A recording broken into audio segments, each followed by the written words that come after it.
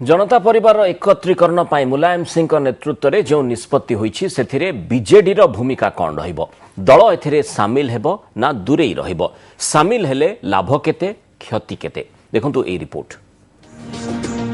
जनता परिवार रो 6 दल मुखिया गोटिए मंचरे मोदी सरकार को काउंटर लक्ष्य उभा होईछि एही नुआ पॉलिटिकल पार्टी केवल ना और चिन्ह घोषणा बाकी रही। एभली स्थिति रे समस्तक नजर एकदा जनता दलर वरिष्ठ नेता स्वर्गत बिजू बाबू नारे गढ़ा जाइथिबा बिजू जनता दल उपरे। राजनैतिक विश्लेषकों मत बीजेडी जदि जनता परिवार रे सामिल हुए तेबे लाभ कम क्षति बेसी।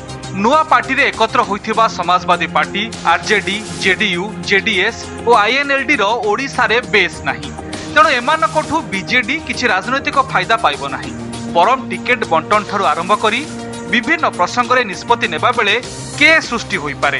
एबे आईएनएलडी मुख्य ओम प्रकाश चौताला जेल रे थिबा बेले आरजेडी सुप्रीमो लालू यादव भी गोखाद्य दुर्नीति रे पूर्वरु जेल जाई सारिछंती। एभली नेतांक सह गोटिए मंच रे बसिले हुए तो नवीन को सामना करने को पड़िबो बीजेपी रो प्रश्न बाण।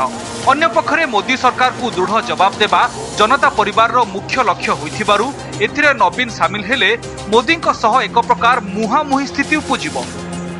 किंतु अन्य दृष्टि देखिले केन्द्ररू अधिक राजस्व हासिल हेउ बा केन्द्र राज्य मध्य देखा देउथिबा बहु गुरुत्वपूर्ण समस्यार समाधान लगी जनता परिवार एक कॉमन फ्रंट भाबे काम करिबो।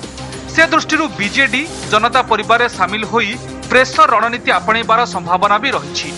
उभय कांग्रेस और बीजेपी ठारू समान दूरता रखिबा मध्य बीजेडी पई आशीर्वाद सदृश होईछि।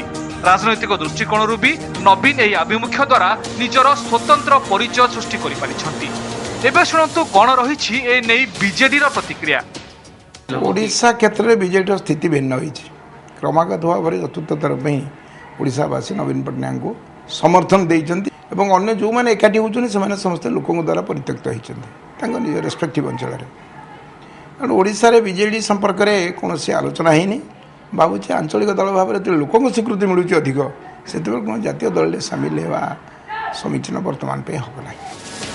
ए प्रसंग रे हुए तो नवीन सहजरे निज आभिमुख्य स्पष्ट करि न पारंती। यह भी होई पारे जनता परिवार रे मिसिबा बदल रे बीजेडी केवल एहाकू प्रसंग भित्तिक समर्थन देई पारे। ब्यूरो इनपुट सह भुवनेश्वर बलराम महांती को रिपोर्ट ओटीवी।